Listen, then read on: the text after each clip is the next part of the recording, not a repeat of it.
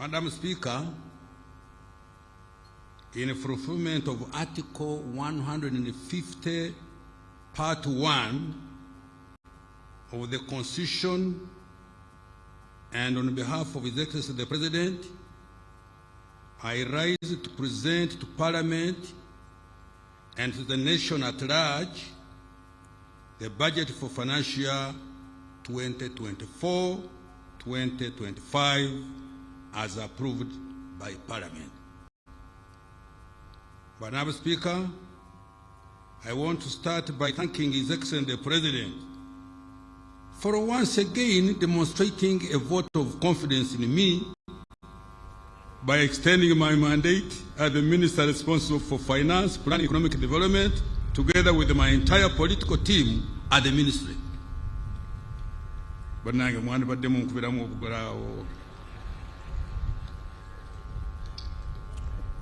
Madam Speaker, I congratulate the President for successfully hosting the 19th Summit of the Non-Aligned Movement and the 3rd South Summit of the G7 plus China, and assuming the chairmanship of both in January 2024.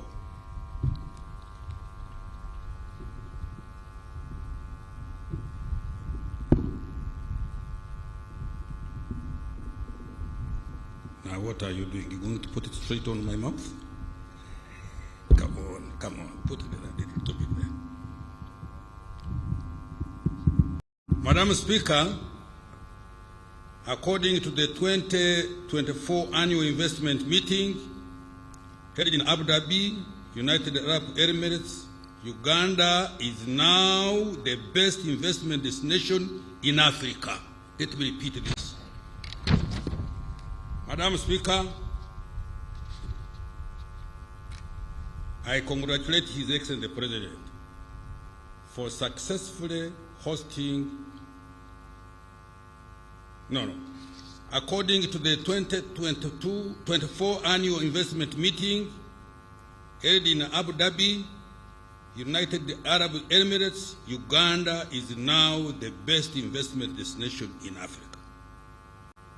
Madam Speaker, His Excellency the President declared the 2021-2026 political term a Kasaija for socio-economic transformation. He guided that the government and the entire country should focus on creating jobs, wealth, and increasing household incomes. The budget for financial 2024-25 is the fifth and therefore the last to implement the 3rd National Development Plan. It will also set the foundation for implementing the government's strategy for expanding in the size of our GDP from about $50 billion in financial year 22-23 to $500 billion by the year 2040.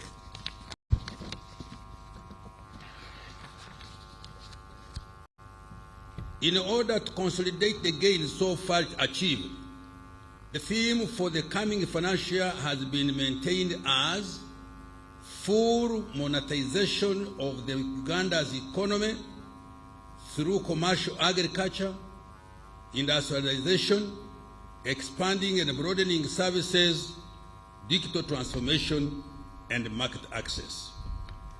Madam Speaker,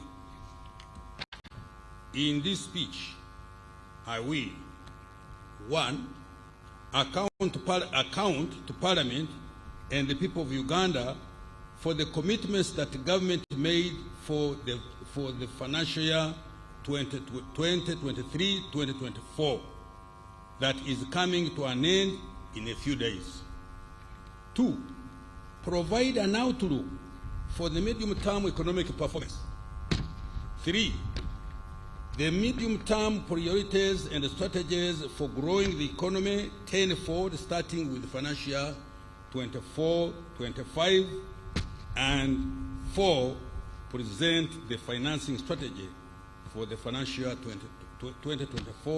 25 budget. Recent economic performance. Madam Speaker, I'm pleased to report that Uganda's economy has fully recovered from various internal and external shocks that impacted performance in the past 4 years. GDP is projected to grow by 6% this financial year 23-24, compared to 5.3% in financial year 22-23. This year's growth of 6% is even more impressive when compared to Sub-Saharan Africa's average of 3.8% and the global average of 2.9% projected for the year 2024. As a result of this robust growth, the size of the economy is now estimated at shillings 202 trillion, equivalent to $53.3 billion, up from shillings 184.3 trillion or $48.8 billion in nominal terms. If Ugandans agreed to share this GDP equally, each citizen would enjoy a GDP per capita of $1,146 compared to $1,081 registered last financial year 22-23. Madam Speaker, the improvement performance of the economy is on account of higher growth in all sectors. Services, agriculture, industry are estimated to grow at 6.6%, 5.1%, and 5.8% respectively in financial year 23-24. In particular, growth in the services sector has been impressive, mainly driven by strong recovery in retail and wholesale trade, tourism, as well as communication and real estate activities. Growth in the industry was mainly driven by manufacturing, construction, and mining, while increased production of food and cash crops as well as livestock supported growth in the agricultural sector. Agriculture's performance estimated to have expanded at 5.1% this year compared to 4.5% registered in financial year 22-23, is attributed to the streamlined implementation of the parish development model and fairly good weather conditions. Other factors which supported strong economic growth include: 1, low inflation and relatively stable exchange rate, which have allowed good investment planning and supported export competitiveness. 2, increased investments in the oil and the gas sector related projects supported by the foreign direct investment. 3, higher external demand for Uganda's products, including agricultural and industrial products. 4, recovery of tourism supported by increased investment in tourism infrastructure and marketing. And 5, peace and security for persons and their property. I repeat this: peace and security for persons and their property. Madam Speaker, in March 2024, Uganda met the requirements to graduate from the category of least developed countries. Sorry, let me repeat. Madam Speaker, in March 2024, Uganda met the requirements to graduate from the category of least developed countries. Uganda also moved from the category of low human development to medium human development. This is the result of a consistent improvement in health, education, economy, and a decent standard of living. This is a big milestone achieved well before the country starts earning from oil exports. When oil and gas start to flow in the year 25-26, with the deliberate value addition to to our raw materials and productive utilization of PDM and other wealth creation initiatives, attaining of prosperity for all and socio-economic will be faster. Madam Speaker, Uganda has contained inflation at an average rate of 3.2% in the 12 months to May 2024. Uganda's inflation is one of the lowest in the region. Annual headline inflation has reduced from the peak of 10.7% in October 2022 to 3.6% last month. The reduction has been a result of good coordination and of monetary and fiscal policies, leading to low inflation for most food crops, manufactured foods, and essential commodities like laundry, bar soap, sugar, and cooking oil. Interest rates. Madam Speaker, the commercial bank lending interest rates for shilling-denominated credit reduced to 17.7% in April 2024, compared to 19.3% in April 2023. Interest rates in the domestic debt market have remained broadly stable, averaging 11.2% on the one-year government treasury bills. To further reduce lending rates, government will continue to provide long-term affordable capital through various interventions. In particular, government will continue to capitalize the Uganda Bank, the Parish Development Model, the Agricultural Credit Facility, and the Small Business Recovery Fund to provide capital for wealth creation. Government is also continuing with the capitalization of the Emyoga Fund to support micro enterprises, as well as the presidential skilling and industrial hubs for the youth. Grants will also be extended to women in business through the Generating Growth Opportunity and Productivity for Women Enterprise, which we abbreviate as GROW project. For exporters of manufactured products who face working capital challenges, the investment for industrial transformation and employment, which we call INVITE, that fund, worth of $210 million, which is shillings 800 billion, is going to kick off next financial year. Private sector credit. Madam Speaker, private sector credit increased to shillings 21.54 trillion in April 2024 from shillings 20.47 trillion in April 2023, an increase of 5.2%. There has also been a slight increase in the share of credit going to productive areas of the economy. For example, the share of credit going to agriculture increased slightly to 11.3% by April 2024, compared to 11.1% by April 2023, while the share of credit to manufacturing remained the same at 13.4%. Exchange rate. Madam Speaker, despite the depreciation pressure on the shilling since the beginning of this year, the value of our currency has remained largely stable against key global currencies. Between May 2023 and May 2024, the official exchange rate against the US dollar has averaged shillings 3,771.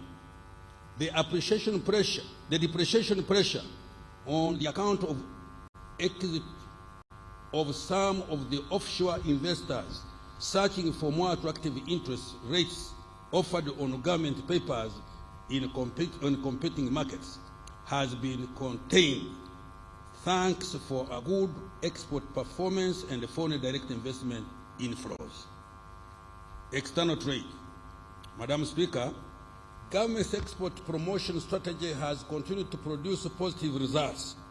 During the year ending April 2024, Uganda's exports increased by US dollars 2.534 billion to US dollars 7.71 billion compared to US dollars 4.938 billion in April 2023, representing a 34% growth.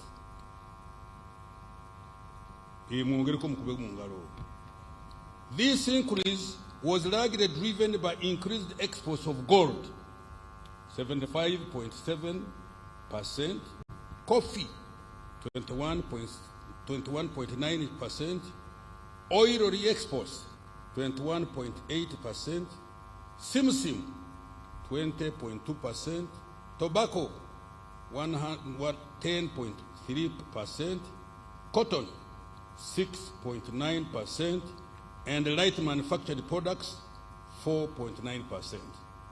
The major destination of our exports are the East African Community countries, which account for 29%. Then we go to COMESA, 29%. Then we go to Middle East, 24%, and to Asia, for 20%. Madam Speaker, efforts to increase the value addition to exports have continued to yield positive results. Exports of manufactured products have continued to be significant contributors of export earnings. In particular, in year 2023, cement exports reached US dollars 91.1 million, sugar US dollars 75.8 million, plastic products US dollars 62.6 million, soap US dollars 33.9 million, beer US dollars 25.8 million. This financial year 23-24, efforts to increase export performance have been strengthened through investing in targeted value addition initiatives and implementing several enabling trade policies. Madam Speaker, in the financial year ending, Uganda imported goods worth 12.9 US dollars billion compared to US dollars 10.3 billion in the year ending April 2023. This increase in imports was largely driven by an increase in private sector imports of 20%, mainly to develop our nascent oil and the gas sector, foreign direct investment, remittances, and tourism.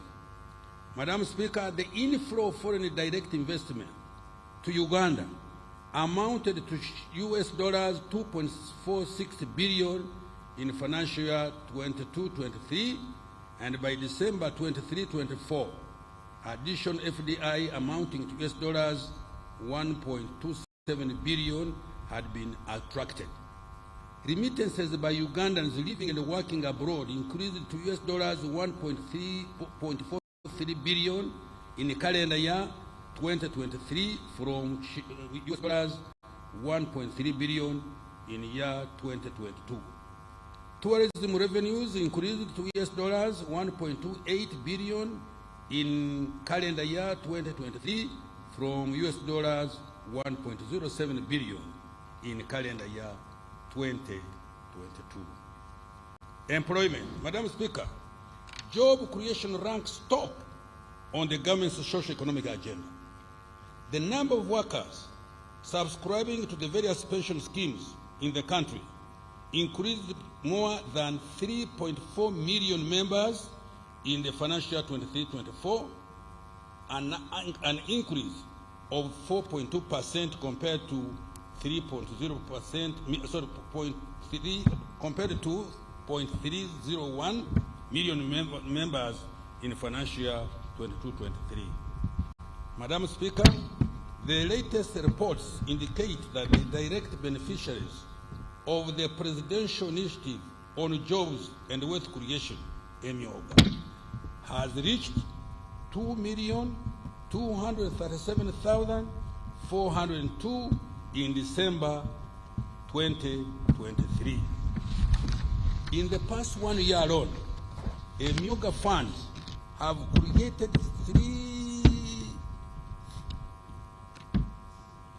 378,640 new direct jobs. This was about 40,000 additional new jobs created compared to the new jobs created in the previous year.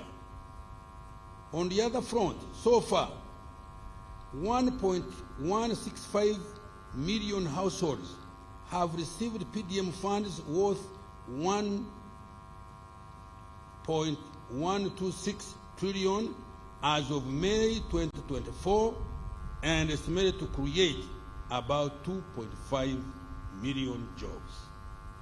A total of 23,083 youth projects have benefited 263,897 youth under the youth livelihood program in areas of agriculture, trade, services, and industry. This has created over 1,250,000 indirect jobs. Similarly, the National Special Grant for Persons with Disabilities is supporting 6,282 enterprises, benefiting 49,372 persons with disabilities. Madam Speaker, government is also going to create more formal jobs and related livelihoods through a number of project-funded interventions. Notable among these are the GROW and INVITE projects. The GROW program is expected to directly benefit over 80,000 female-owned enterprises, 280,000 female entrepreneurs, and 1.6 million indirect beneficiaries. Another 200,000 new jobs are expected to be created from new investments through the INVITE project. Fiscal performance, Madam Speaker, as a result of a fiscal consolidation agenda, which is intended to enhance revenue collection, limit borrowing for only critical and strategic investments, and control government expenditure. Government's fiscal deficit has reduced to 4.5% of GDP this financial year from 5.5% of GDP last year. Madam Speaker, the projected domestic revenue outturn for financial year 22-24 is shillings 27.725 trillion against the target of shillings 29.672 trillion, leading to a revenue shortfall of over 1.9 trillion. The Uganda Revenue Authority is working hard in the remaining days to reduce this shortfall. The revenue to GDP ratio is estimated at 13.6% of GDP in financial year 23-24. Domestic revenue for financial year 24-25 is projected to amount to shillings 31.982 trillion, equivalent to 14.2% of our GDP. Economic growth strategy and outlook. Madam Speaker, Uganda's economic outlook is positive and optimistic. I will repeat this. Madam Speaker, Uganda's economic outlook is positive and optimistic. The economy has remained resilient and has fully recovered from a myriad of internal and external shocks. Next financial year, the economy is projected to get back to Uganda's steady state growth potential of between 6.4% and 7%, and double-digit over the next 5 years. We are there. It is projected that next financial year, 2024-25, Uganda's GDP will further expand to shillings 225.5 trillion, which is equivalent to US$ 60 billion.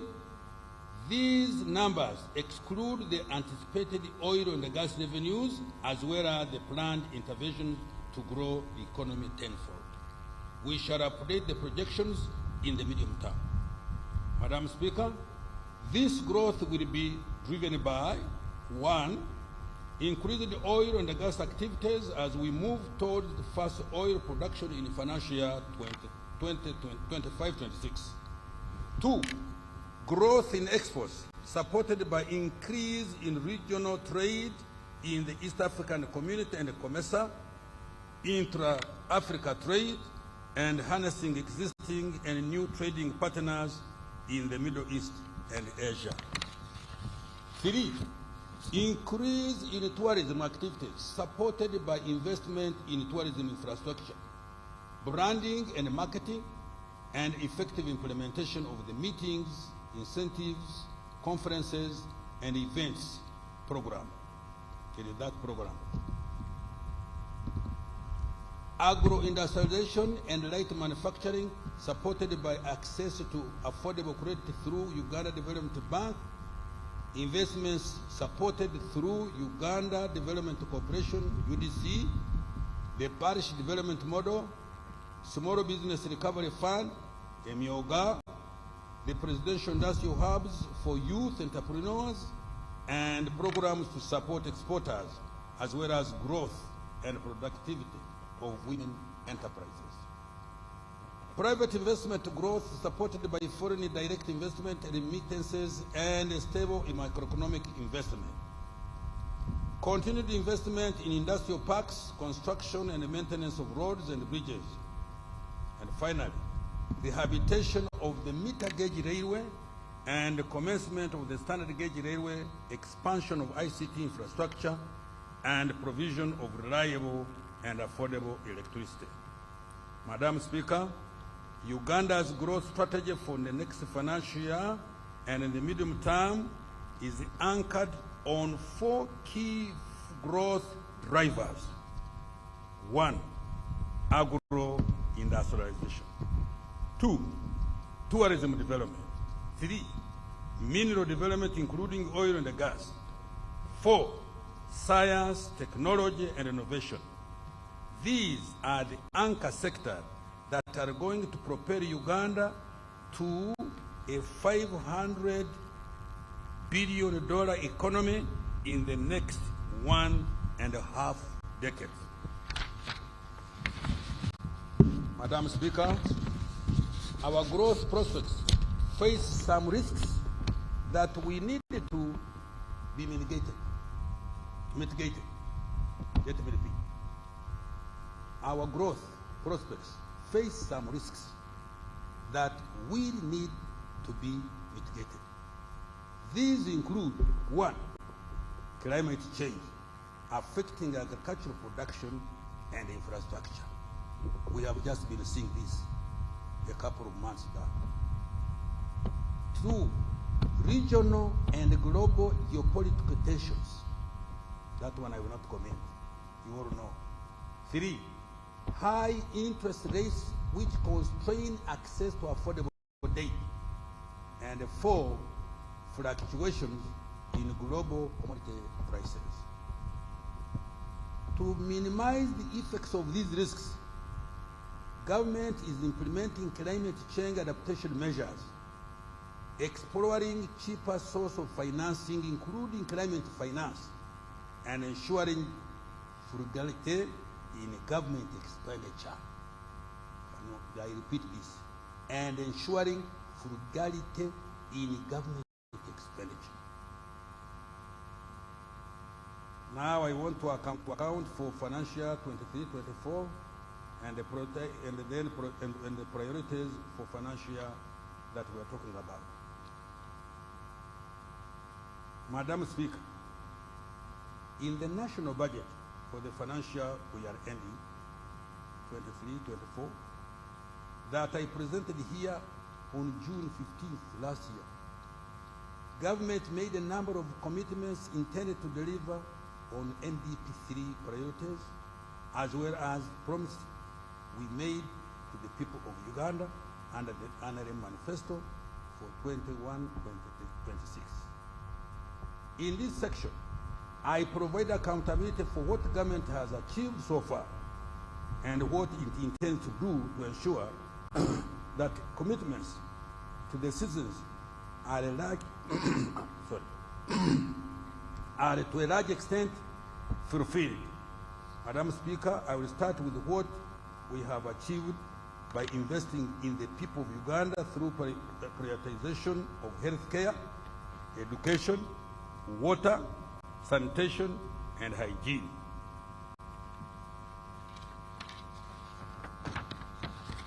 Madam Speaker, during financial 23-24, the following milestones have been achieved in the health sector. 1.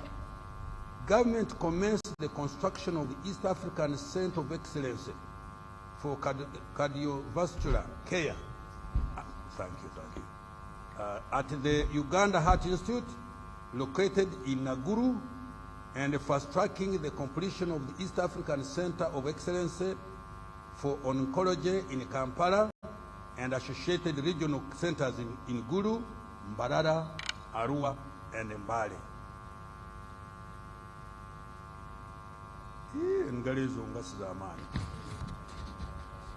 They don't encourage me. Under the Uganda Intergovernmental Fiscal Transfer Program, 371 health center tools were planned for construction and upgrade to Health Center 3 status. So far, 261 Health Center tools have been upgraded to Health Center 3s and are fully operational. I hope the Minister of Health can testify on this. An additional 110 are ongoing at different stages. Meanwhile, 10 hospitals were rehabilitated in Usolwe, Kapchorwa, Kambuga, Wenge, Koboko, Amuria, Kotido, Kaberamaido, Kaworo, and Kitgum districts. 3 regional blood banks in Arua, Soroti, and Hoima have been completed. 4. Government distributed a total of 25 million long-lasting insecticide-treated mosquito-based nets countrywide for the prevention of malaria. 5. Government also provided 116 new ambulances to 100 constituencies, another 10 ambulances for the regional referral hospitals, and 6 for the command center. Speaker, to further enhance the health of Ugandans, a total of shillings 2.946 trillion has been provided next financial year, 24-25. The following interventions will be prioritized: promotion and implementation of interventions for the disease prevention and health education initiative,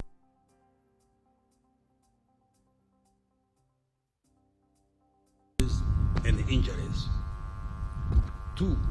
Provision of essential medicines, where an additional shillings 100 billion has been provided.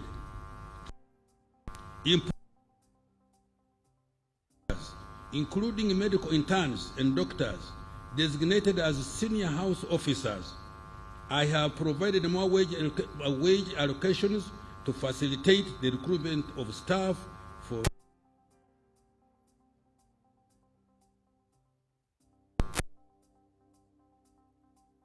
of more health infrastructure and provision of medical equipment to improve quality of care and provision of specialized health care. These include, among others, the Uganda Cancer Institute and regional cancer centers, the Uganda Health Institute, intensive care units, and an imaging center for referral hospitals. Designation of the national health system to facilitate service delivery and tracking of medical supplies and health workers' performance. 6, construction, rehabilitation, and equipping of dilapidated hospitals across the country, including the Kampala metropolitan area. 7, strengthening of the network of medical reference laboratories, including the establishment of the East African Community Regional Center of Excellence for Virology at Uganda Virus Research Institute and the National Public Health Institute in Uganda. 8, establishment of a pharmaceutical industrial park and strengthening the National Drug Authority regulatory framework. Now I turn to education. Madam Speaker, government considers education as a key opportunity equalizer for all Ugandans, equipping them with knowledge and skills required for productive employment, as well as enabling them to live longer, happier, affluent lives. For this reason, the following commitments were prioritized and delivered in financial year 23-24. 1, skilling in science, technology, engineering, and mathematics. 2, construction and equipping of 21 laboratories across the country in selected secondary schools using UPDF engineering brigade. 3, upgrading learning facilities in 12 technical institutes and 4 vocational education centers of excellence at Uganda Technical College in Bushenyi, Bukalasa, Lira, and Ergon. 4, out of 259 seed secondary schools planned under UGFID, 105 have been completed and 144 are ongoing. Madam Speaker, I have provided 2.497 trillion to further improve the quality of education, and the following are among the priorities. 1, supporting the new curriculum for S1 to 4 students. 2, operationalization of all the 110 seed secondary schools and completing the 27 seed secondary schools under the UGIFT program. 3, commencing the construction of 60 secondary schools and expansion of 61 existing secondary schools under the Uganda Secondary Education Expansion Project. 4, providing loans to 5,192 degree and 1,125 diploma students who are on the government-funded loan scheme, both continuing students and new beneficiaries. 5, government takeover of the proposed Bunyoro and Busoga universities for inclusive and equitable access to university education. Bunyoro, you can talk. You can clap, because it has been a thorn in my flesh. Social protection. Madam Speaker, in the year we are concluding, government has provided social protection as follows. 1, continued with the provision of the senior citizen grant to 439,069 older persons across the country, amounting to a cumulative total of money, shillings 565.7 billion. 2, under the Special Enterprise Grant for Older Person Program, SEGOP, the government supported 590 group enterprises benefiting 3,636 older persons. 3, under the Youth Livelihood Program, a total of 23,083 youth projects have benefited 263,897 youth in areas of agriculture, trade, services, and industry. This has created over 1 million 250 direct jobs.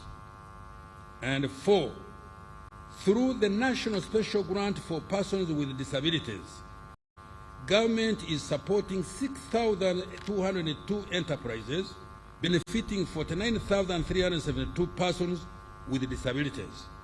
Madam Speaker, government will continue to support the welfare of elderly to keep them healthy and productive in their communities, while social assistance grant for empowerment, what we call SAGE, targets those above 80 years.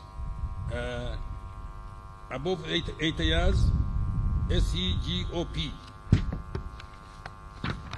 ensures they, sorry, let me repeat. While social assistance grant for empowerment, what we call SAGE, targets those above 80 years, SEGOP ensure the inclusion of those in the age bracket of 61 to 71 years. That is for us now. Government will also continue to support the youth and women beneficiary groups using recovery funds from the Youth Livelihood Program and the Uganda Women's Enterprise Program. For greater efficiency, management of the two programs has been unified. Madam Speaker, I have provided an additional shillings 355.79 billion for social protection next financial year. Water, sanitation, and environment protection. Madam Speaker, as a result of government intervention, more Ugandans now have access to safe, clean water. Coverage in rural areas is now estimated at 67% and 70% in urban areas. Out of the 71,225 villages, 6,617 villages have been served with at least one safe water source.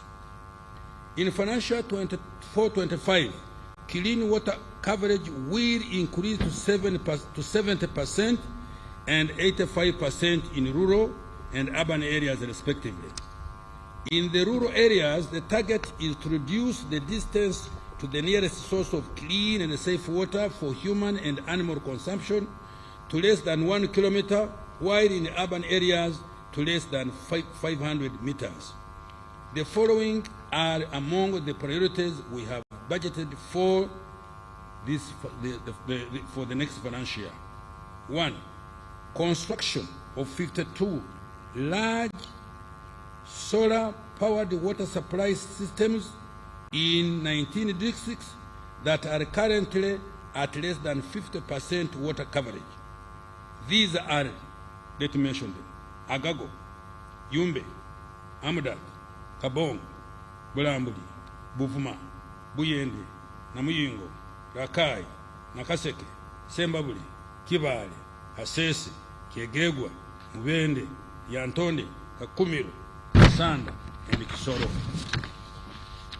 Construction of another 15 solar-powered water supply systems in the rural growth centers of Rwentulege,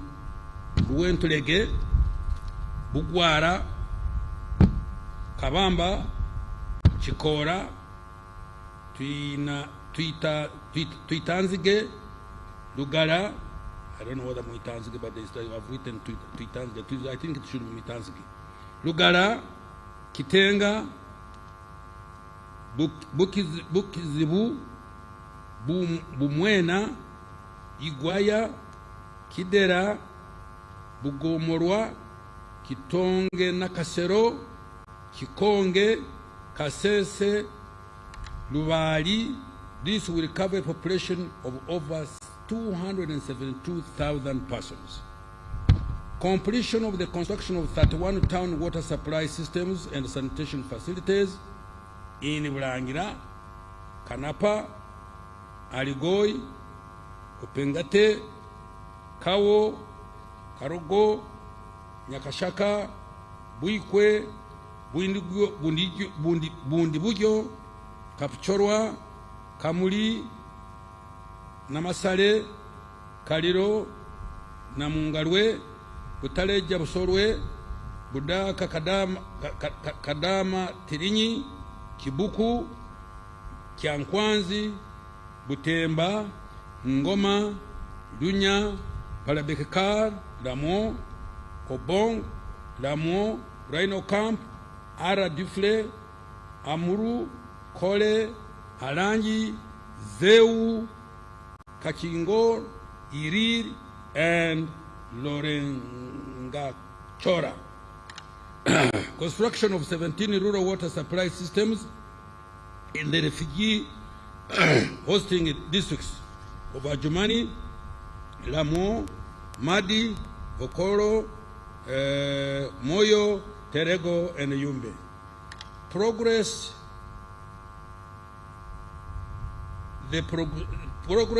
the construction of 26 water supply systems at various stages in Manafwa, now at 80%, Mukura 40%, Kidera 40%, Atuturu 40%, Kadunguru 10%, Kaproron 10%, Oyorwa 20%, Bukumi 5%, Rubaya 50%, Bethlehem, Nabigasa, phase 1, 50%, Kabura, Mwizi, phase 1, 50%, Mabira, 50%, Bukiro, 50%, Nyakirira, also 50%, Bugarama, Karweru, 50%, Were, Katere Tere, 50%, Kagarama, Bushura, Kibuzije, also 50%, Nyanseke, 80%, Busare, 95%, Kibuzi, 100%, Adlang, Puranga, Pader, Kasao, phase 1, 5%, Kiebando, Kasimbi, 5%, Nabilatuk, and Dozilang. Increasing the water for production storage capacity for commercial farmers from 52.6 million cubic meters to 76.8 million cubic meters. Madam Speaker, to support the restoration of our environment and reverse the effects of climate change, government shall undertake the restoration of 42,450 hectares of degraded wetlands along the Awoja, Kanyeki, Ruhorobero, Nchwera, Chambura, Kiruruma, Naigombwa, Kibimba, Tochi, Aswa, Sezibwa, Mayanja, Muzizi, Mpanga, and Lumbuye water systems. In addition, government shall demarcate a 720-kilometer boundary with the concrete pillars along the following wetlands: Kibimba, Tochi, Sezibwa, Mayanja, Muzizi, Awoja, Mpologoma, Ishasha, Kandeke, Ruhorobero, Nchwera, Chambura, Kiruruma, and Naigombwa. A total of 15 million seedlings of assorted tree species shall be procured and distributed to individual farmers in several districts, as well as to refugee hosting communities in the Albertine region and in West Nile, as well as individual farmers. Madam Speaker, I have provided shillings 516.78 billion next financial year for climate change mitigation, natural resources, environment, and water resource management. Increasing effectiveness of wealth creation initiative, the parish development model. Madam Speaker, the PDM has now been fully rolled out A total of shillings 2.4 trillion has so far been provided. The money is being transferred directly to beneficiaries in 10,585 parishes across the country. The introduction of the Wendy application by the government-owned Post Bank and its partners has saved beneficiaries the inconvenience of traveling long distances to open up bank accounts or withdraw their money.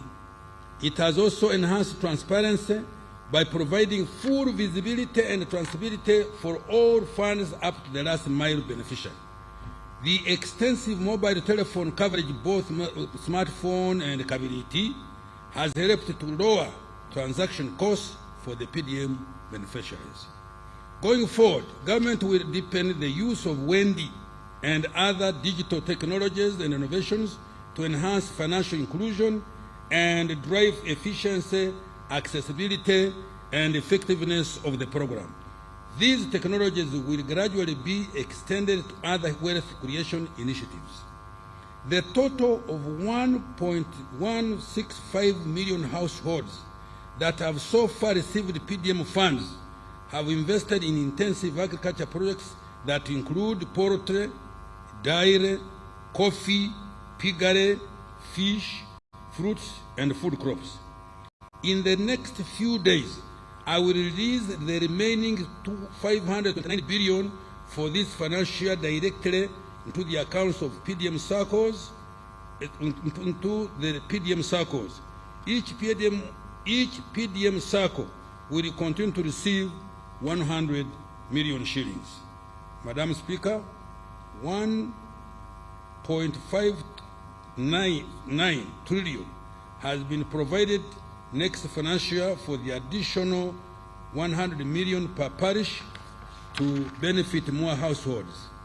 Government will also ensure effective implementation of Pillar 1, which includes input certification, provision of extension services, storage, value addition, and market linkages. Now in Yoga. Madam Speaker, to date, government has provided a total of 480 billion through Yoga. Out of this, a total of shillings 268 billion has been disbursed to 6,810 Yoga circles. The beneficiaries have been able to save 85 billion to further grow their circle funds. As a result, 607,636 individuals across the country have benefited from Yoga funds, and shillings 80.28 billion has been recovered from the first round beneficiaries and is being advanced to others. We should clap for my colleague Kasoro. May I repeat this? Let me repeat it. I can see you didn't get it well. Emyoga. Madam Speaker, to date, government has provided a total of shillings 480 billion through Emyoga. Out of this, a total of shillings 268 billion has been disbursed to 600,810 Emyoga circles. The beneficiaries have been able to save 85 billion to further grow their circle funds.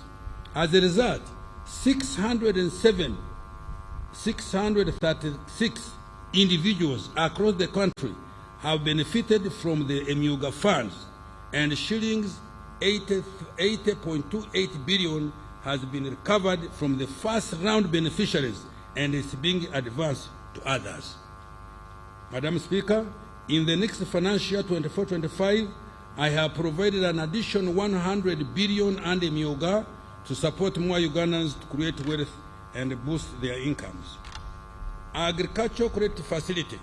Madam Speaker, since 2009, government has partnered with banks to support commercialization of agriculture through a credit guarantee scheme that provides up to 50% of the money loaned to a farmer. Cumulatively, government has invested 303 billion Uganda shillings, causing a cumulative loan disbursement of 860 billion. This money has enabled total a total of 3,868 agricultural projects to access patient capital for commercial on-farm investment, post-harvest management, agro-processing, and trade in agricultural produce. Next financial year, government will continue to capitalize the SF with an additional of 30 billion Uganda shillings. Capitalization of UDB.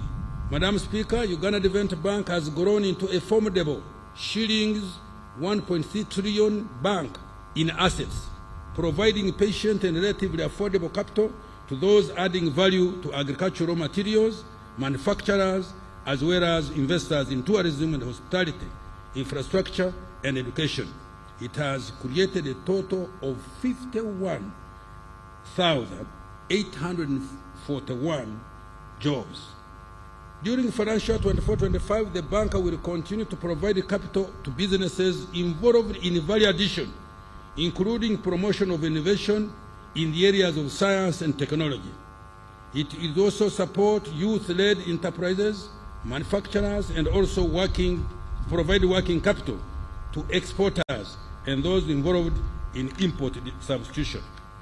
Green financing is also going to be enhanced to ensure climate adaptation and mitigation. To achieve this, government is going to further capitalize UDB with another 55 billion Uganda shillings. Government is also in the process of acquiring for UDB credit lines worth 0.083 trillion to lend more to wealth creators. Support to SMEs. Madam Speaker, 2 years ago, government set up Small Business Recovery Fund to provide soft loans to SMEs that had suffered financial distress during COVID-19. Government provided 100 billion shillings to be equally matched by banks to extend credit to the target beneficiaries at 10% interest rate.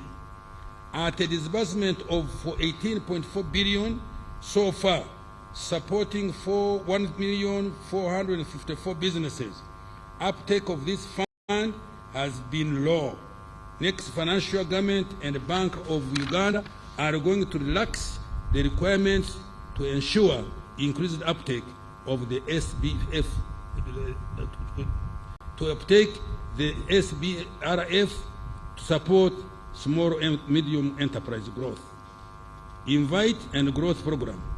Madam Speaker, government is also implementing 2 programs, namely the Generating Growth Opportunity and Productivity for Women Enterprise, GROW, worth US dollars 217 million or shillings 824 billion, and the Investment for Industrial Transformation and Employment Invite, worth US dollars 210 million, which is equivalent to 800 shillings. These funds are intended to support women-owned enterprises and value addition for export. Madam Speaker, government is also working hard to reduce the time, cost, complexity of business registration and licensing. A business facilitation center has been set up to centralize all business investor-related services to speed up registration and operationalization of businesses. Services that used to require weeks or months are now accomplished in just a couple of hours. This is going to enhance Uganda's competitiveness even further. Agro-industrialization. Madam Speaker, government is committed to commercializing agriculture to enhance production and productivity and improve competitiveness of agricultural products in both regional and international markets. The following are some of the key milestones achieved during this financial year in the area of agro-industrialization. 1, establishment of an infra-safe facility at Namulongo to help in the management of aflatoxins in cereals and nuts. 2, construction of the local anti-tick vaccine manufacturing facility also at Namulonge to produce vaccines against tick-borne diseases. This will save the country US dollars 1.1 billion, which is lost annually due to tick-borne diseases, and tap into the shillings 3 trillion regional market for meat and milk. Increase the coverage of large-scale farmer mechanization to 40% from 32% in financial 22-23. A total of 1,240 tractors with all their accessories and additional 750 units of single-axle trucks were procured and distributed countrywide. Government also provided a number of policy tax-related support to private sectors so that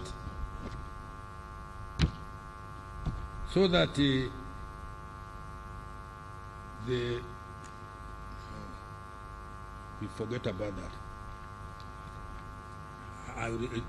Somebody messed me up. Madam Speaker, in the financial 2024-25 budget, I have allocated a total of shillings 1.878 trillion towards deepening agro-industrialization with increased focus on commercialization and value addition in agriculture. The priority areas include: 1, more investment in research and genetic development of selected value chains for animal, fish, and crop varieties. 2, support for pest, vector, and disease control and prevention. In particular, I have provided an additional 427.21 billion to procure and distribute 44 million doses of vaccines against foot and mouth disease. After the current vaccination exercise, farmers will access the vaccines through government stores by meeting 100% cost of the vaccine, while the government will cover the cost of vaccine administration. Support to narrow to roll out the anti-tick vaccine, starting with 20 million doses. 4, de-risking agriculture through supporting increased production and productivity, as well as value addition for all priority value chains. 5, more support for agricultural mechanization. 6, increased investment in small and large irrigation systems, particularly solar-powered irrigation. 7, support for seed multiplication through the Uganda prisons to increase seed availability for PDM beneficiaries. And 8, additional credit support to large-scale commercial farmers to ensure food security and increased exports. Now we turn to tourism development. Madam Speaker, Uganda has increasingly regained her global position among the top 10 best tourism destinations in the global tourism ranking. In the year 2023, international tourist arrivals increased by 56% to 1.2274 million tourists, compared to 885 arrivals in the year 2022, and the peak of 1.52 million in year 2019.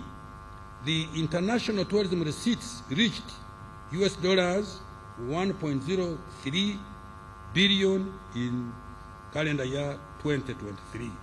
Madam Speaker, tourism has a high return on investment. Madam Speaker, tourism has a high return on investment. In financial year 24-25, I have provided shillings 289.6 billion to the Tourism Development Program to undertake the following: 1, support international and domestic tourism marketing and promotion activities. 2, modernize our tourism products to make them more competitive. These include completion of the pier and related infrastructure at the source of the Nile, upgrading the Uganda Museum, construction of 800 to 8,000 meters of climbing ladders and boardwalks on the Rwenzori Mountains to make hiking safer. 3. Continue with grading, supervision, and classification of tourism facilities to enhance the quality of services and ensure adherence to required global standards. 4. Complete the upgrade of Uganda Hotel and Tourism Training Institute infrastructure in an effort to make it an international center of excellence for training and skills development in tourism and hospitality. And 5. Enhance the conservation of Uganda's 22 wildlife protected areas with a focus on mitigation of human-wildlife conflicts.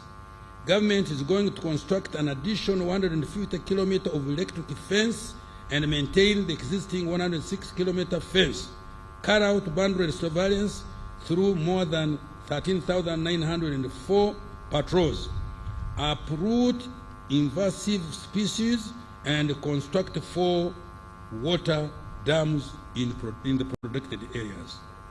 Madam Speaker, apart from the shillings 287.6 billion that I have directly provided to the tourism sector, an additional shillings 1.629 trillion has been provided for several critical interventions associated with tourism, including support to Uganda Life Authority, construction of tourism roads, road rehabilitation, and upgrade under Kampala Capital City Authority, support to AFCON 27, and the completion of key stadia, strengthening security, law and order in our tourism destinations, and extension of internet to tourism destinations, among others. In particular, I have provided an additional 55 billion Uganda shillings to Uganda's mission abroad to support Uganda Tourism Board to market Uganda to potential tourists, market our exports, and attract more investors. Science, technology, and innovation. Madam Speaker, government has earmarked science, technology, and innovation as a key catalyst for the qualitative leap to achieve tenfold growth of our economy. This financial year, building on investments made in recent years, the following are the key achievements contained. Kira Motors Corporation. Government has supported Kira Motors to construct and equip a magnificent 2,500 vehicles per year manufacturing plant in Jinja Industrial Park.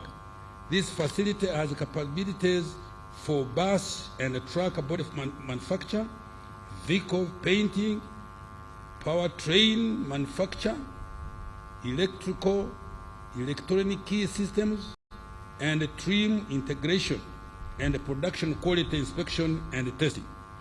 The complex has so far manufactured 39 buses, of which 27 are electric and 12 are low emission diesel. The company has orders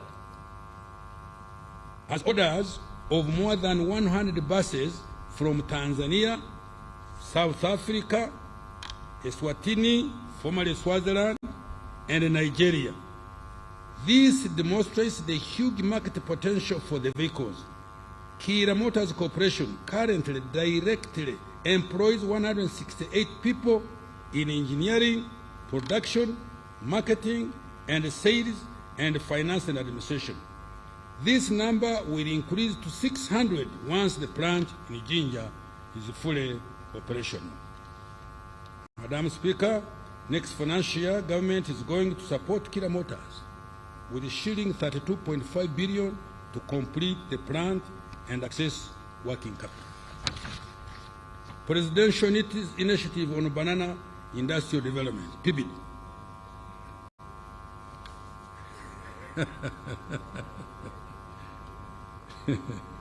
Madam Speaker, government has supported PIBID to establish a semi-automated plant in Bushenyi with the daily processing capacity of 14 metric tons of fresh matoke. This project has shown potential for import substitution by replacing wheat and also by providing gluten-free starch products.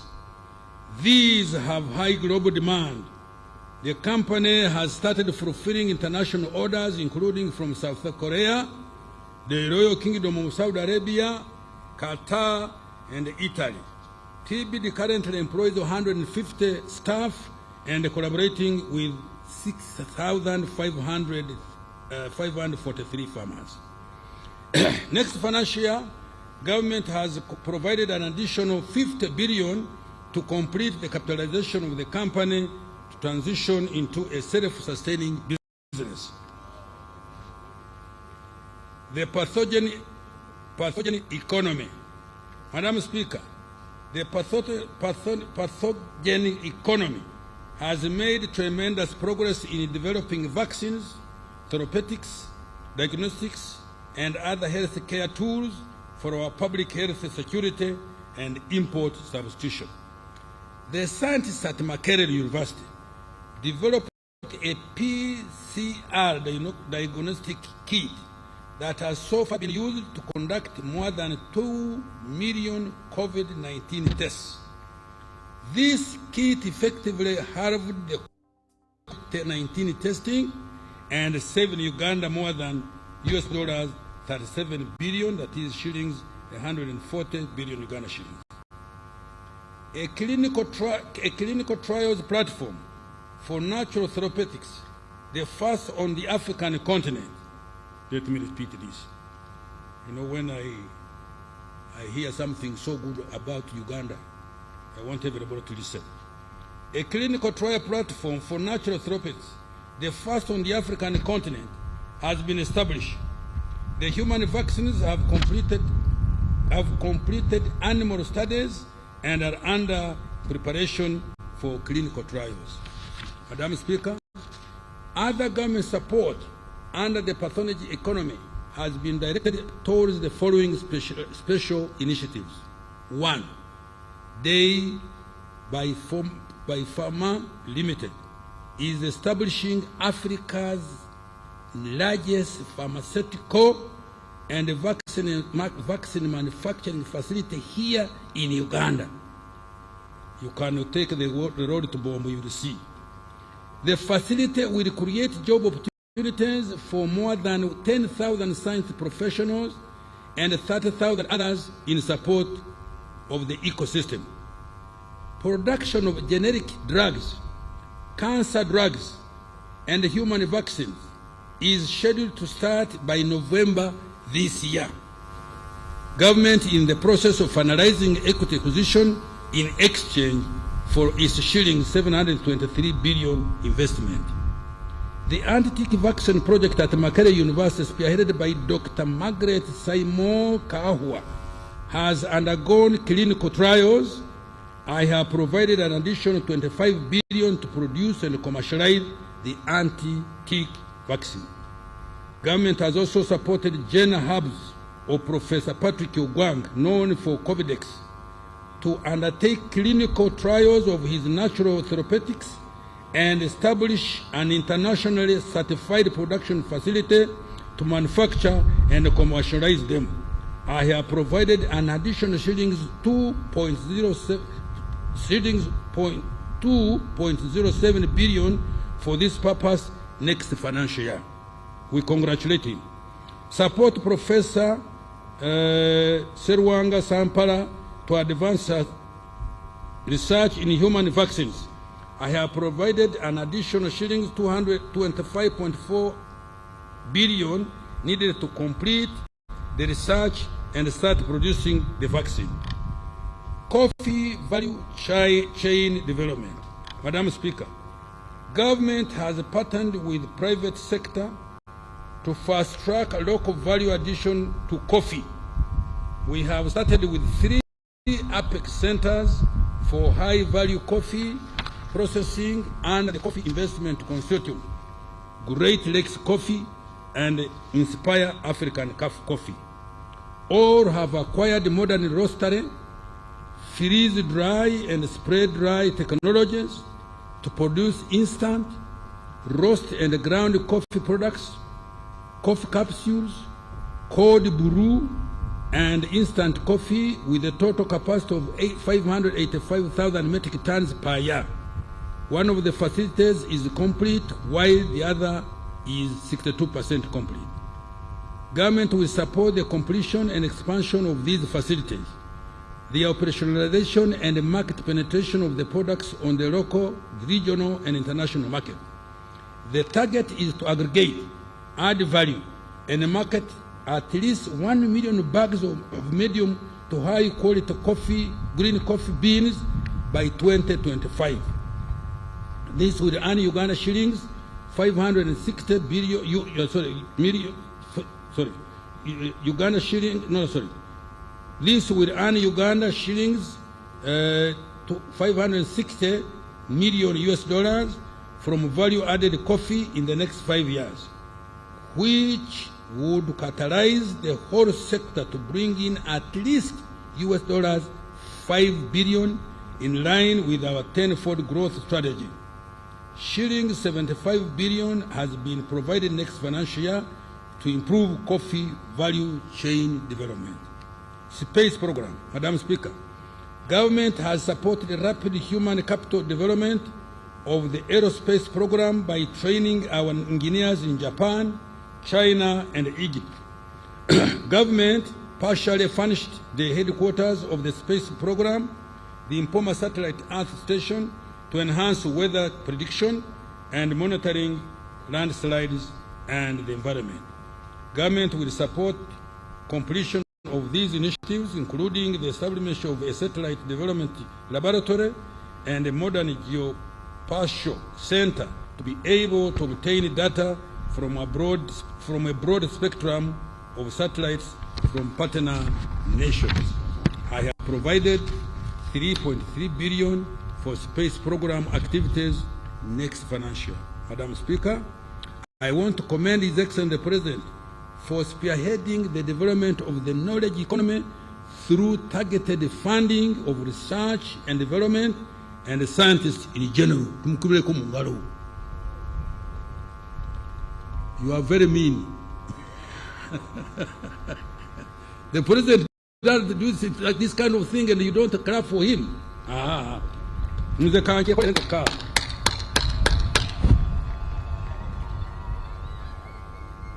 Madam, mineral development now. I'm moving to mineral development. Madam Speaker, mineral development is another growth accelerator that has been earmarked by government to expand Uganda's economy by 10-fold. It is going to support resource-based industrialization into light manufacturing and high-tech exports. During the financial year we are ending, the following have been achieved in the mineral sector. 1. The entire country has now been fully mapped using airborne and ground geophysical technologies. 2. The National Mining Company has been incorporated as a commercial vehicle for investment and trading in minerals on behalf of the government of Uganda. 3. Several key mineral development projects and mineral value addition centers have been developed, including Wagagai for gold mining in Busia, rare earth metals in Bugweri, a graphite project in Kitgum, limestone mining project by Swanbird Resource Limited in Moroto, and 7 gold refineries in Kampala, among others. Mrs. Woodcross Tin Smelting Company has established a tin smelter in western Uganda to produce tin ingots to 99.95% tin grade. Madam Speaker, next financial year, I have allocated 41.55 billion to undertake the following interventions for further mineral developments. Fast-tracking quantification and market studies for all minerals for the purpose of investor promotion. 2. Operationalizing the National Mining Company. 3. Further reviewing and strengthening the fiscal regime for minerals, including regulations of artisan and small-scale miners. 4. Developing the e-government mineral production system and data bank for mineral statistics. 5. Commencing construction of Busia and Moroto beneficiation centers and strengthening the Ntungamo and Fort Portal centers. 6. Facilitating private sector participation in exploration, mining, value addition to minerals, oil and gas now. Madam Speaker, it was commissioned in 4. The Minister of Energy and Mineral Development has issued 2 new exploration licenses to Uganda National Oil Company and DGR, an Australian-based company. 5. The planned 60,000 barrels per day refinery in Kabale, Chikube district, is progressing very well. The land for the project sites and associated terminal has already been acquired by government. Technical designs for the project are ready. Government is working with Alpha MBM investments from the United Arab Emirates to build the refinery. 6. Government enforcement of the national content policy has ensured that up to 93% jobs in the oil and the gas sector go to Ugandans. A total of 13,670 jobs so far have been given. 7. In addition, the companies investing in the oil and the gas sector are contracting locally. Since 2021, contracts worth $1.796 billion have been awarded to Ugandan companies out of the total contract investment of $7.162 billion. Madam Speaker, in a bid to ensure security of supply of petroleum products, UNOC, in partnership with the private sector, will commence the importation of all our petroleum products beginning in the first week of July this year, which is very near. Madam Speaker, next financial year I have provided shillings 920.68 billion for the oil and the gas sector to prioritize the following. 1. Development of the East African crude oil pipeline hub in Tanga. 2. Continued construction of the ECOP, including the necessary infrastructure to facilitate adherence to high-quality environmental standards. 3. Procurement and dissemination of the 57,000 liquefied petroleum gas cylinders to promote clean cooking. And 4. Establishment of petroleum geoscience laboratory. And finally, 5. Equity contribution for the final project. Integrated transport infrastructure and services. Madam Speaker, a total of 205 kilometers was added to the paved network during financial 23-24, increasing the total paved national road network to 6,338 kilometers, representing over 30% of the national road network. The following roads were completed during the financial year: Otya Kalaropi, 66 kilometers, Masindibiso, Howa, Nyairongo, Kyarushesha, Butole, and Kawali, Kiziramfumbi Road, 97 kilometers, Moroto, Nyala, 42 kilometers, Rukungiri, Kihi, Shasha, Kanungu, 78.5 kilometers, Kapchorwa Swam, 73 kilograms, and Masindi Park Junction and Tanji Junction, Parabulisa Road, 159 kilometers. In addition, 3 bridges were completed and the construction of 36 critical strategic bridges is ongoing. The completed bridges are Kampala Flyover and road upgrading, 2 Lugogo Bridge connecting in Nakasongola district and Ngoma in Nakaseke via Kasozi, 3 Saka Swamp crossing in Palisa. With regard to air transport, the following were accomplished during the year we are talking about. 1. 90% completion of Kabalega International Airport in Hoima. The remaining 10% comprises of critical air navigation, meteorological, communication, and airport operation facilities. 2. 90% completion of the expansion and rehabilitation of Entebbe International Airport, including modernization of the departures and arrival areas of the terminal building. 3. Maintenance of 3 aerodromes, including Arua, Gulu, Pakuba, Masindi, Lira, Kidepo, Moroto, Soroti, Tororo, Jinja, Mbarara, Kasese, and Kisoro. Madam Speaker, with regard to water transport, the following were accomplished during the financial year we are talking about. We are winding up. 1. Completed the construction of 3 strategic ferries, namely Amuru Rhino Camp Ferry and the 2 ferries for Bukungu, Kagwara, Kabera Maido route on Lake Kyoga. 2. Completed the construction of the Maritime Training Institute in Namasagali and commenced construction works for the Maritime Rescue Coordination Center at Mwanza. 3. Completed 46% construction works for search and rescue centers at Kazi and 25% at Kaiso, Panimu, Zengebe landing sites. 4. Continued with the development of new Kampala port at Bukasa. With regard to railway transport, the following were accomplished during this financial year. 1. Acquired a 161-kilometer corridor for the standard gauge railway between Tororo and Mayuge. 2. 28% completion of rehabilitation of Tororo Gulu meter gauge railway. 3. Completed emergency refurbishment and rehabilitation of the Malaba Kampala Namave meter gauge railway.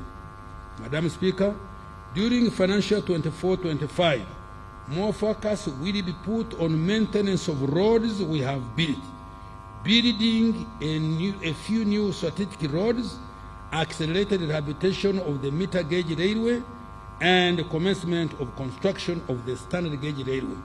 I have provided a total of shillings 4.989 trillion for that purpose. In particular, the following transport infrastructure will be undertaken. Roads. Tarmacking of an additional 360 kilometers of roads and ongoing projects. 2. Completion of upgrading of 210 kilometers of the following roads. Muyembe na Kapiriprit, 92 kilometers, and 25 kilometers of service roads. Kira Matuga Road, an improvement of 5 injunctions, 21 kilometers. Tororo Busia Road, 26 kilometers. And Mayuge and Busia Town Roads, 18 kilometers. Kauku Werenga Road, 6.6 kilometers. And Namugonde Bugiri Road, 1.6 kilometers. Selected town roads, 5.6 kilometers in Palisa and Kumi. Selected town roads, 7.5 kilometers in Palisa and Kumi, 12.2. And remedial works on Untungamu, Kabale, Katuna Road, 65 kilometers. Commencing the upgrading and construction of 643 kilometers of following roads projects. Kisoro, let me repeat. Commencing the upgrading construction of 643 kilometers of the following road projects. Kisoro, Lake Bunyonyi Road. Kisoro, Mugahinga National Park Headquarters. Koboko, Yumbe Moyo, Yumbe Ure Road, Kitugumu Depot, Namagumba Udadiri Narugugu Road, Katine Ocheru Road, and 2.1 kilometers of town roads in Kabera Maido and Karaki towns. Kienjojo, Kihura Wizi, Wamwanja, Kahumpe, and Empara Wiz, Iganga, Guropa, Kamuli, and Jinja, Mburamuti, Kamuli, Bukungu, and Jinja City Roads. Kisubi, Nakauka, Natete, Nakauka, Kasanje, Mpigi, Nakauka, Mauguru, Nanziga, Maya, Kasanje, Bwawaya. Upgrading to bitumen standards tarmac 16.9 kilometers of roads in the Greater Kampala metropolitan area and the Gomba district. Completing the construction of 22 kilometers of Kayunga Nabuganyi Road. 6. Completing the construction of Kakiri Masulita Mawale Road. 7. Rehabilitation of over 10,000 kilometers of national and community access roads in various parts of the country. This will be in addition to routine maintenance under the Uganda Road Fund. 8. Commencing the construction works for Masaka, Kyotera, Mutukura Road and rehabilitation of Nyendo, Vira Maria Road and access roads. 9. Continuing with the ongoing construction of up 30 bridges and structures on the national roads, including Ara, Anzu, Gazi, Rhino Camp, Acha, Rhino Camp, Lugogo Swamp Crossing, Nabuhakia, Nambora, Namsimeri, Sahana, Kamesaru bridges, Rubonji Bridge, Maziba, Kiruruma, Wembio, Kajweng bridges, Kamirwa, Nyakambu, Kochi, Osu, Odrua, Dunga, Mahoma, Mpanga, Nabuswa, Nyabusu, and Perepa bridges, among others. Development of water ferries. Madam Speaker, the construction of 2 Lake Bunyonyi ferries is currently underway and will be completed next financial year. Now, air transport. Madam Speaker, shillings 162 billion has been provided for completion and operationalization of Kabalega International Airport in Hoima, and plans are underway to acquire at least 2 mid-range aircraft and 2 cargo aircraft to facilitate exports in the medium term. Information and Communication Technology, ICT. Madam Speaker, during the financial year we are concluding, the following have been achieved in the ICT sector. 1. A total of 4,354 kilometers of fiber cable have been laid across the country, connecting 1,523 key government service delivery units to the national backbone infrastructure. 2. The internet penetration in the country has increased 64% from 25% in 2017, and the share of government services provided online is now at 40%, up from 20% registered in 2017. 3. A PDM information system has been developed and rolled out in all the 10,585 parishes across the country. Madam Speaker, next financial year, I have provided shillings 246 billion to continue developing the ICT and digital transformation through the following interventions. 1. Further expansion of internet connectivity and digital infrastructure across the country. 2. Continuing the rollout of digital services across government to improve efficiency of service delivery and transparency and accountability. 3. Leveraging business process outsourcing and ICT to create employment opportunities for our young people. 4. Digital skilling to increase adoption of the digital services. And 5. Cyber security, data protection, and privacy. Energy development. Madam Speaker, the country's power generation capacity has increased by 600 megawatt from 1,376 megawatt to 1,978.1 megawatt, following the connection of Karuma Hydropower Dam to the national grid. The electricity transmission capacity has now increased to 4,218 meters of high voltage from 3,500 kilometers in 2020. In the next financial year, I have provided shillings 982.56 billion to undertake the following. 1. Increase access to electricity through grid expansion and connectivity projects. 2. More investment in construction of transmission and distribution networks targeting load centers to promote value addition. 3. Improving the quality of power supply through systematic operation and maintenance of existing power infrastructure. 4. Increasing access to clean energy by supporting clean cooking technologies. 5. Development of 5 microgrid power plants using wind and solar hybrid in Karamoja. And 6. Preparatory activities for the 8,400 megawatt nuclear power plant in Uganda district. Industrial development and manufacturing. Madam Speaker, in our 10-fold growth strategy, government is going to step up efforts to accelerate the diversification of the economy, add value to raw materials to boost exports, and import substitution to continue reducing our export and also build more basic industries to produce items that Ugandans use on a daily basis, such as sugar, soap, cooking oil, clothes, medicines, construction materials, etc.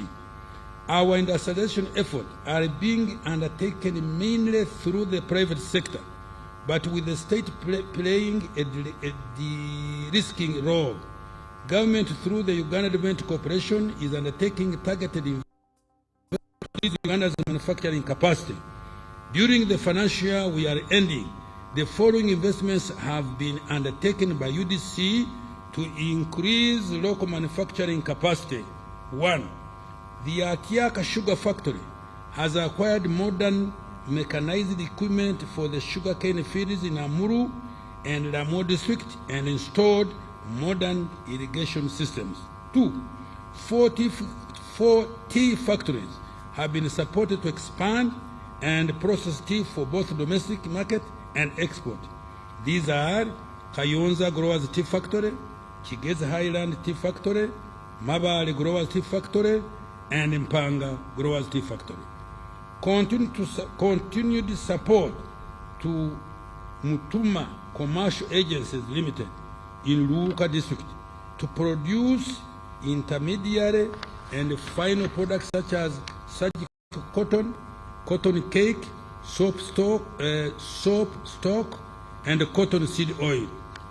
4. Investment in Bukona Agro Processes Limited in Nyoya District to process cassava and cereals into ethanol for cooking.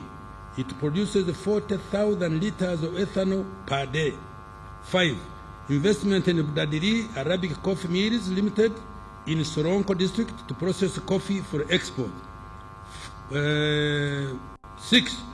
Additional investment in Sorot Fruit Factory Limited that is processing 6 metric tons of fruit, mangoes, and oranges per hour into fruit concentrates and juice.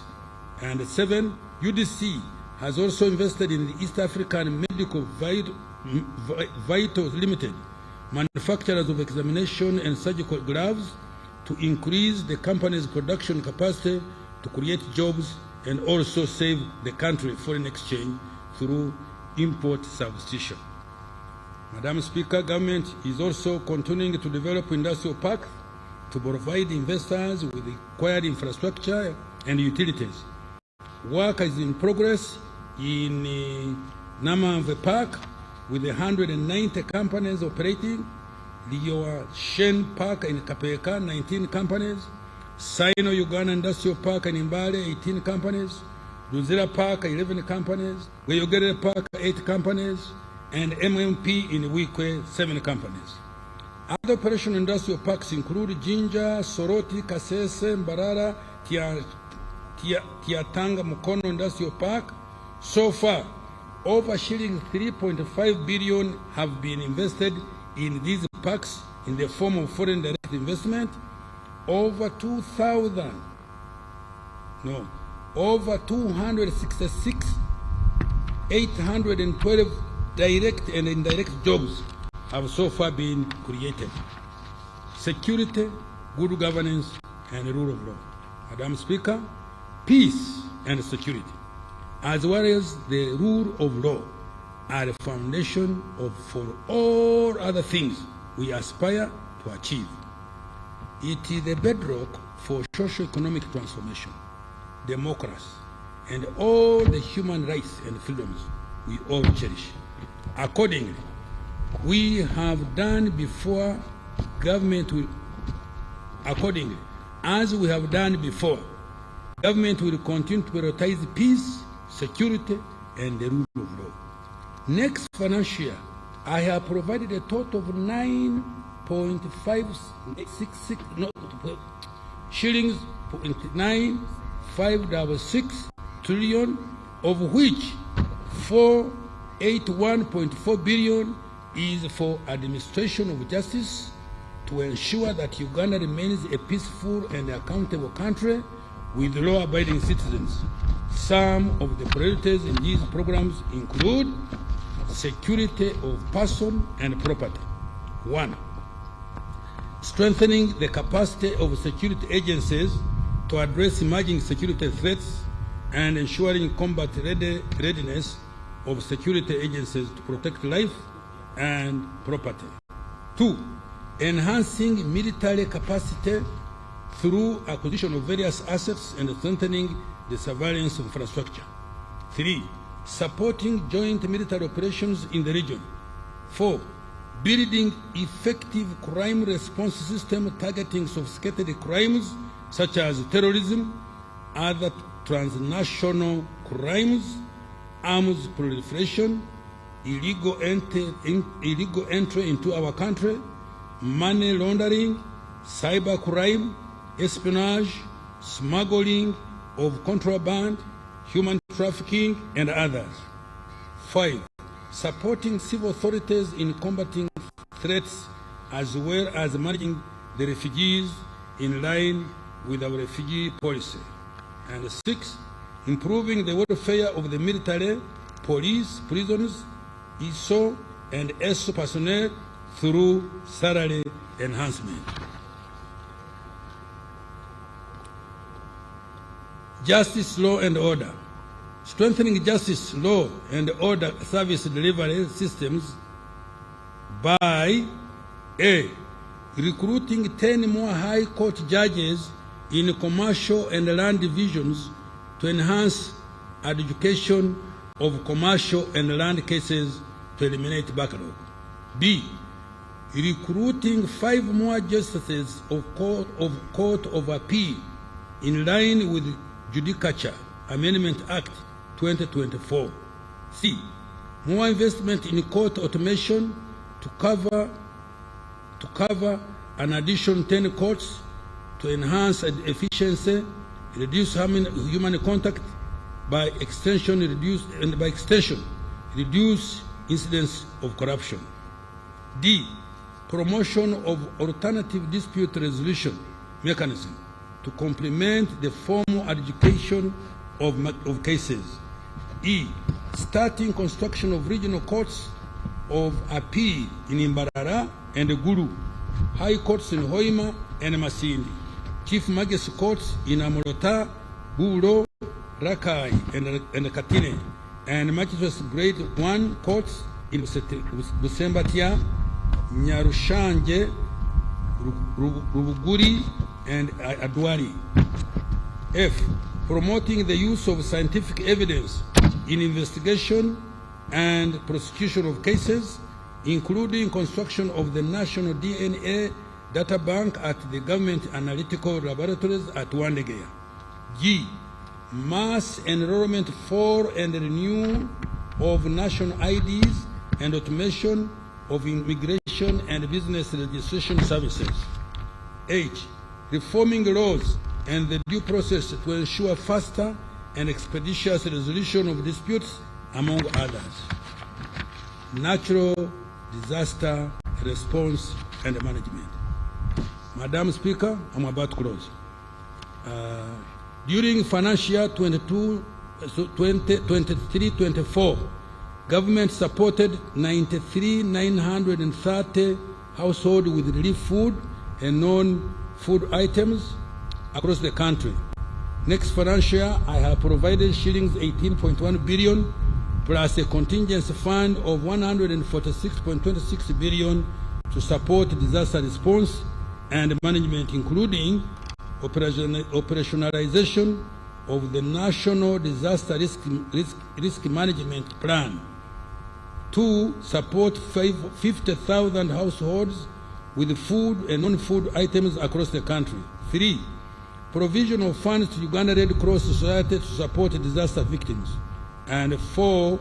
Supporting the resettlement of 1,000 households that were displaced by landslides and floods in the Elgon region, including the districts of Duda, Manafa, Bulambuli, Namisindwa, and Soronko. Government strategy for financial 24-25 and the medium term. Madam Speaker, in line with HE President's guidance, my ministry, in collaboration with the National Planning Authority, has developed a strategy for growing Uganda's economy tenfold. The target is to expand the size of the economy from about $50 billion last year to $500 billion by 2040. Government has identified 4 anchor sectors to drive this growth.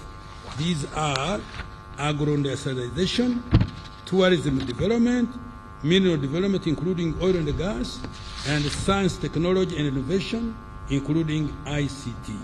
Madam Speaker, these are the ATMs that are going to mint money for Uganda's next financial year and in the medium term. The detailed enabling policies, interventions, and actions will be contained in the forthcoming 4th National Development Plan. Madam Speaker, to achieve this ambitious goal in the next 15 years, we must deliberately and pragmatically do the following. 1. Double the size of GDP every 5 years for the remaining 3 national development plans. 2. Raise per capita GDP 6-fold from the current US dollars 1,146 to about US dollars 7,000 in financial year 2039-40. 3. Double the level of savings in the economy from 20% of GDP to 40% of GDP in 2040. 4.